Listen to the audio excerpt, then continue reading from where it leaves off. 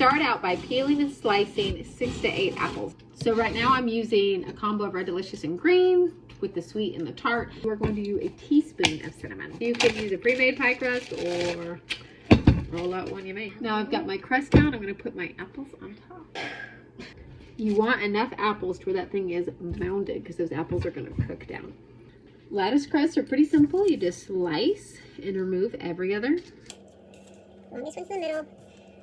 It's the other two. The reason you need the lattice is because we're going to pour the goo over the lattice crust. It falls through the lattice and what remains on top gives you this perfectly candied, caramelly, crunchy crust. Pinch and work your pie crust, remove any extra. For the rest of the pie, we're going to actually melt it down. You're going to do a stick of butter. A half a cup of white sugar. And a half a cup of brown sugar. 1/4 cup of water.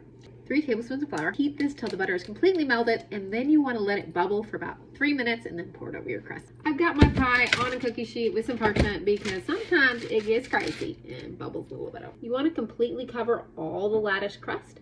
Stick this in the oven for about 1 hour and 10 minutes. If it starts to get a little too brown around the 50-minute mark, just lightly cover it with foil. Those apples have plenty of time to cook down and for that syrup stuff to thicken the sauce of the apple.